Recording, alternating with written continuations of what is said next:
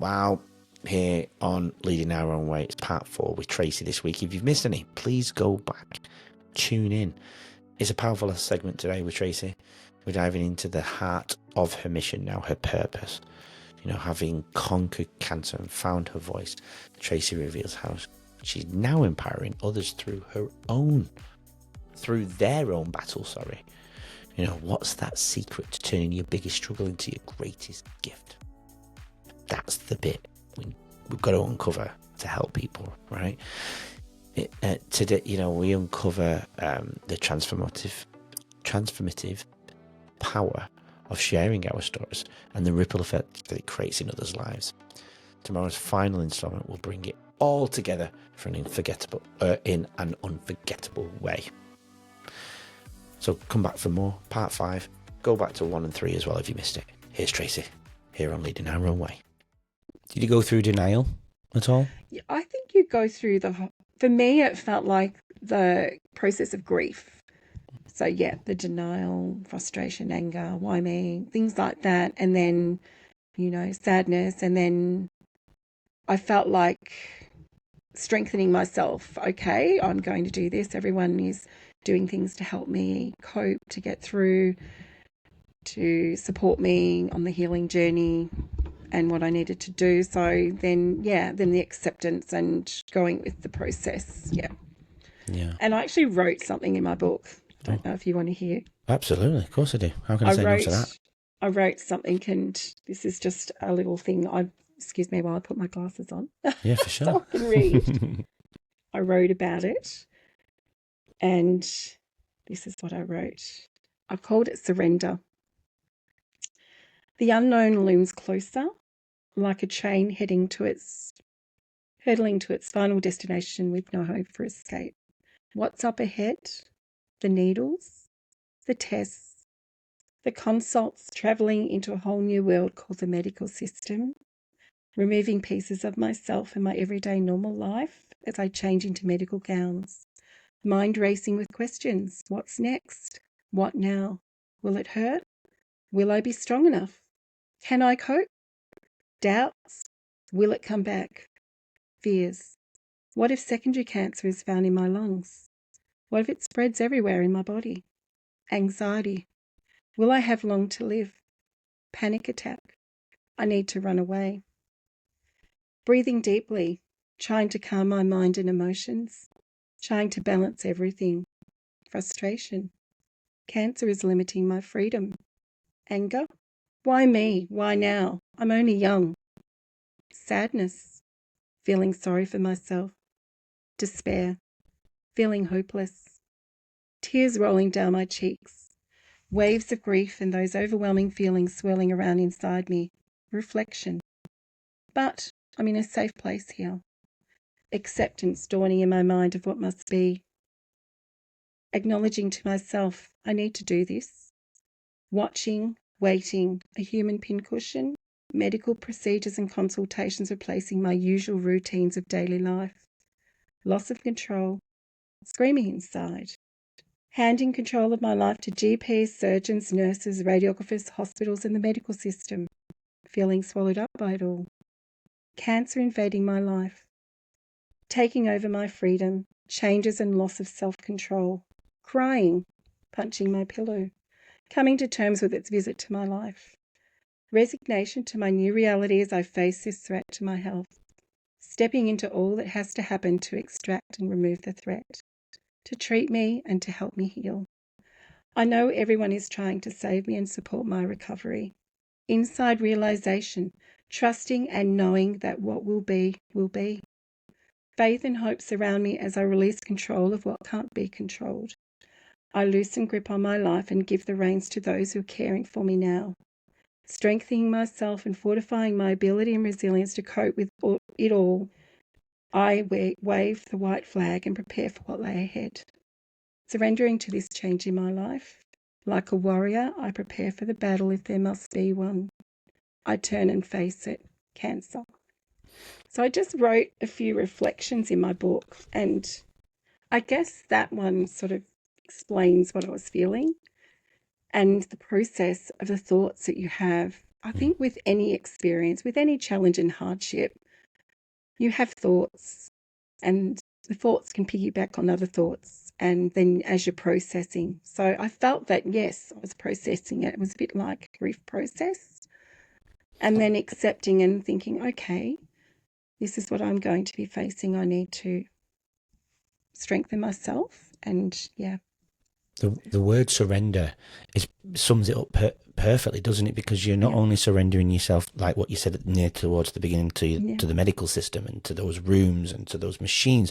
In a way, you kind of have to surrender yourself to all those emotions you're going to go on through as well. Because if you don't, that's when darkness really does come in, right? Yeah. And it's already a dark place because you've never experienced anything like that before.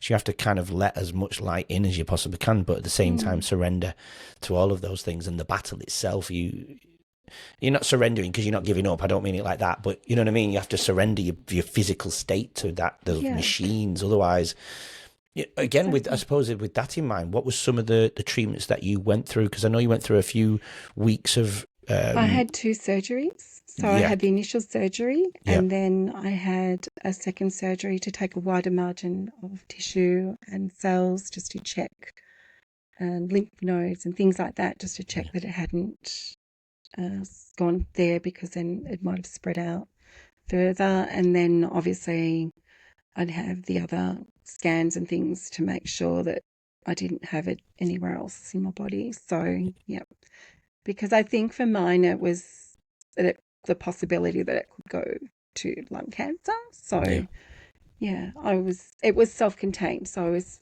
reasonably fortunate in that regard. It hadn't actually spread. But over the years, I've had little thing, like I had another little lump taken off my stomach area, and I was sort of like, I kept a very close eye on my leg and things. I did have radiation treatment for 7 weeks. So 2 surgeries and radiation treatment was what I had.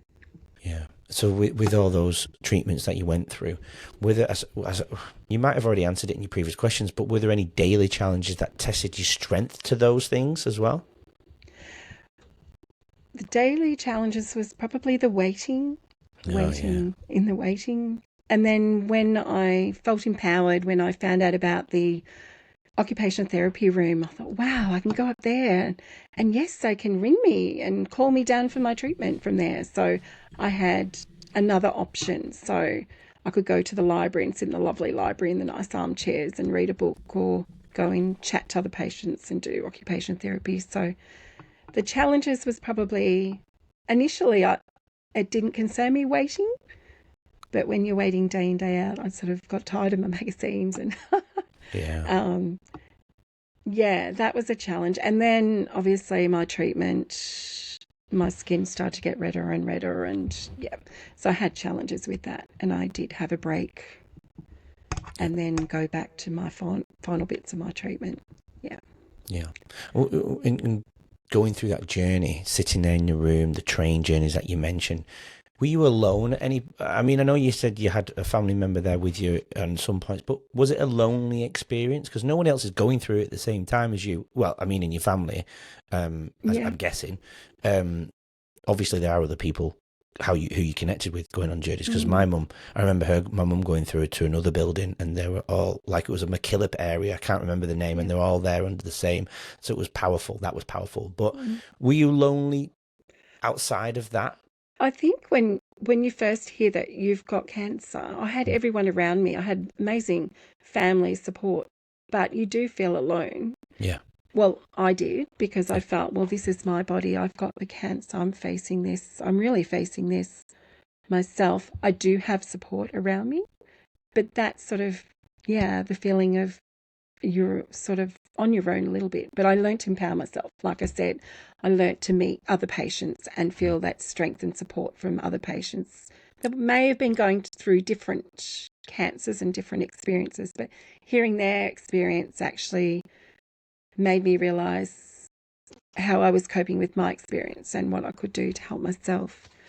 I think the travelling down on the train, it was funny. It was a bit like when I first sat on that train to travel down that very first time to do the very first treatment, and I sat on the train, it was like I looked beside me and I thought, this is sort of like being with my grandmother, but my grandmother's not here in person. She might be Yeah. here in spirit. But yeah, I'm doing the journey again, but now I'm doing the journey. Yeah, so Yeah. I Do you, think in the loneliness of being a country girl, really, I'd only go to the city with, usually I'd go with my mum or girlfriend or something, we'd go together. But the city was always this big place with lots of streets that you're trying to find your way around, and I had to do it all on my own and navigate this journey and find out where I was going and which train I was catching, and yeah, so that was a bit daunting. Yeah. I feel like this experience, though, I feel like it's shaping towards your current mission to support Yeah. others now, isn't it? Yeah. Because I think that I appreciate some of those challenges. And then if other people are talking about they're facing their own journey, what challenges are they concerned about? What are they wanting support with? There are different options, there are different resources in terms of information, different things. I don't say that the way I coped was the way to cope, but mine is an insight into a story. That's why I'm telling my story. And I have friends that have told their story, and everybody's story and how they dealt with what they were facing hopefully will help people out there. That's basically the importance of sharing our journey, because we all have a story that can help someone out there. And a lot of us, I sat on my story for 33 years. And I think part of that was going back to it and having to relive those emotions and face them, and then say, okay, I'm okay now. I've healed. I've healed to a point where I can face it again. Yeah.